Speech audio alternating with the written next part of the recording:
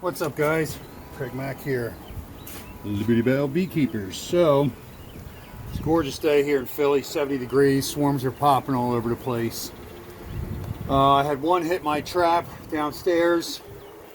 I'm not sure exactly where it's come from, but my options are limited this year. So it really was on top of my swarms early, so I'm hoping that it's just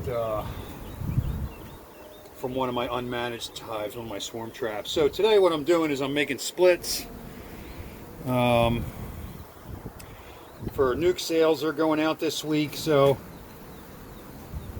how I do this is, I guess, similar to how everybody else does it. There's not really a whole lot different as far as I'm concerned between making splits the way I do and others that I've seen. So I keep most of my bees in smaller hive setups. 5 deeps, under 5 mediums. That's my basic overwintering setup. I am expanding and going to do some 5/5 deeps this year, but this is my normal setup. So with this setup, you got to be real aware of the status of the bees. Because it's a smaller space, they fill it quick. As you can see, this thing's absolutely bursting at the seams. They got drones in between frames, which is normal. I don't see any obvious signs of queen cells as of yet, at least not in the upper box, and obviously not looking at it all that well right here in front of me. But I'll take a good look for queen cells, queen cups with eggs, any of those kind of signs or symptoms of the swarming behavior. So I'm going to leave my super aside for right now, although judging by the weight, it's still got a good bit of honey, but I'm certain that they're laying up in there. But I'm going to work with my deep frames first and get those kind of out of the way.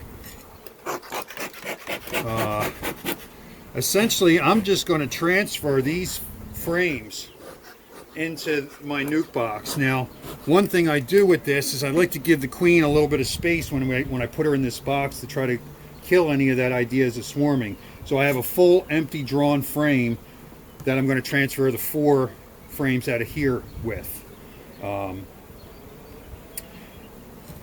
And what I'll do with that is I'll take that one extra frame from the original hive and I'll keep that with my split.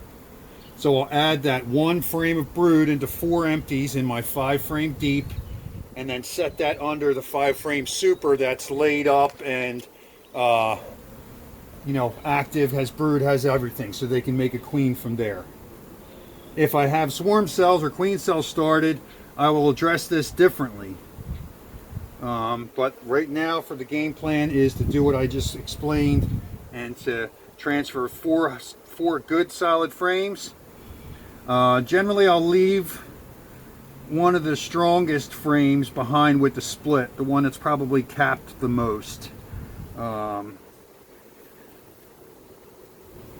the reason I do that is because I'll leave my split in the space where this hive is sitting now, and that'll collect all the bees that are outside, and it'll be jam-packed in that 5/5 setup.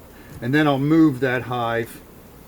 I'm going to move my splits up to the roof to just do what they do.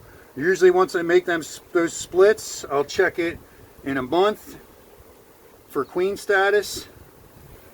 And then from there, right in the fingertip. Then from there,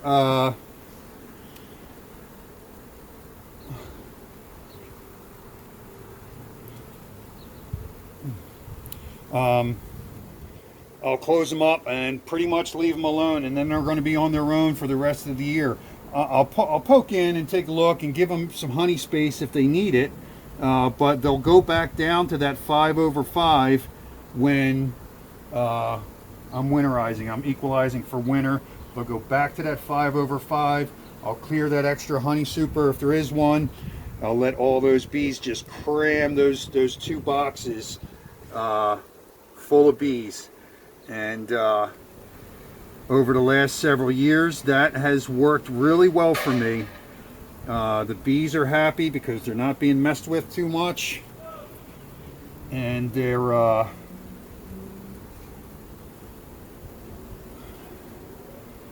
left alone to do their thing.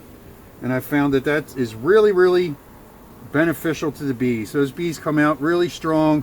They propolize the hell out of their colonies. It's airtight, it gets heavy with honey, and they seem to do really well coming out of winter and into spring with good honey reserves. Even on only 10 frames total, 10 5 frame deep, 5 frame medium. You can overwinter nukes. I have overwintered just 5 frames, although it's tricky. I've only had it happen, I think, 2 or 3 times over the last 3-4 years. So I'm doing what I can to give them at least 10 frames. Again, I'm trying to go to 5 over 5 deeps this year to oh, this is all wonky on the wall. Great.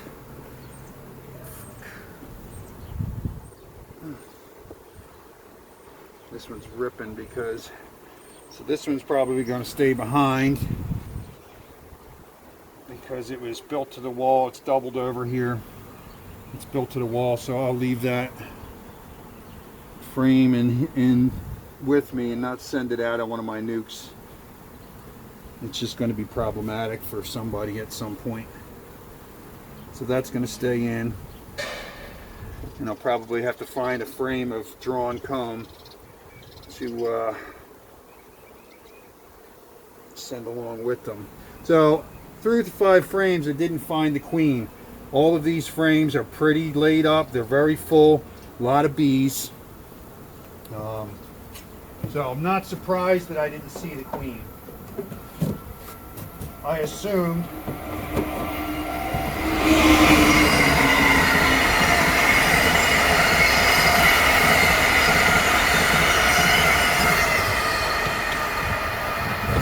knowing what bees do, they have that bottom that laid up. They're eating their way through the honey up top, and the queen is up there because that's where the available space is. I approach a lot of my cutouts the same way. When you're looking at the comb of the cutout, you're assessing how long it's been since the queen's been there. If it's a section that's all capped brood, she's not going to be there again for another week or so.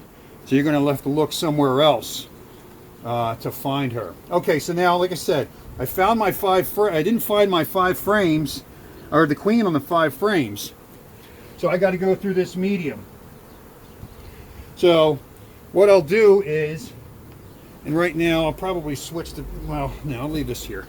I'm having foragers coming back, and that's not such a big deal because there's a lot of bees in both of these boxes right now. So I'll put my super back on top of the new hive that has one drawn frame with bees and 4 empties. And now I'm going to go through here and find the queen.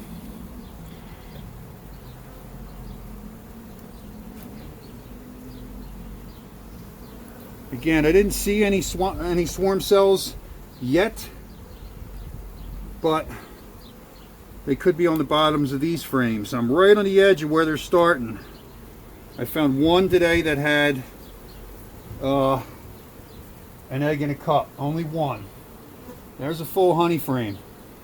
Completely capped still. Middle of April. Pretty good bees. Pretty good economy of honey there. You can probably see all of the work that they've done in here. It's ooey and gooey as it gets.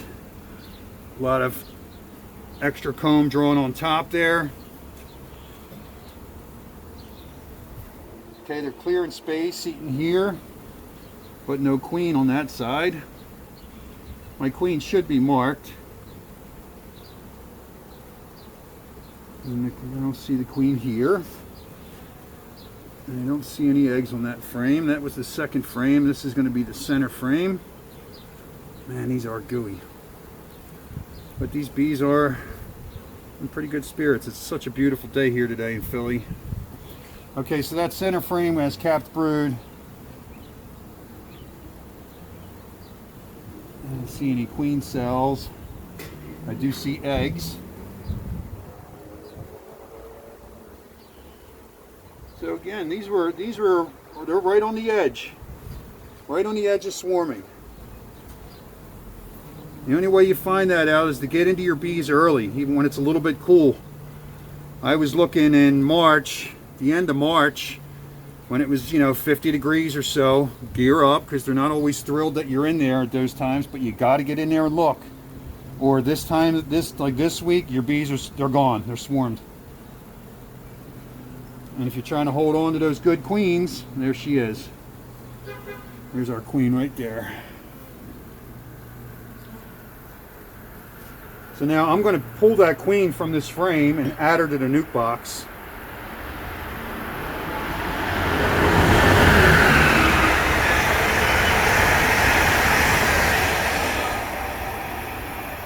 And that is it for my split. So I like to get my nukes nice and heavy for my customers and get them a lot of bees. So now I'm going to take this split and move it to the roof. And again, I won't look in on this again until, oh shit, next month. So, and then I'm going to put my cardboard nuke box in the position of that hive. Drop my lid on it. And lickety split. There's my split. See, am I still filming? Yeah. So that's how I do my splits. Now I have a nice 5-frame split going there. Well, technically 6 frames that I'll relocate. That's got abundant resources. This nuke box is now jam-packed with bees. All these returning foragers will go with them when my customer comes and picks them up. So that box is going to be full of bees, jam-packed with bees, ready to go. So when they get them in their new hive, they're off and running. They might be, they might feed them a little bit, but our nectar's really close. So feeding might not be necessary, but maybe they'll do a little bit of it. Now, there's how to make a split. That's how I do it here in my setups. Now, if your setups are different, you're going to have to adjust your pattern of behavior. If you're dealing with 2 double deeps going over winter, your splits are different than mine are. If you're making multiple splits from that big hive, or if you're just trying to keep your queens around to expand your honey production. It's all depending on what you need and want to accomplish. So, hope you enjoyed that. Thanks for watching. We'll catch you next time. Bees, bees, and more bees.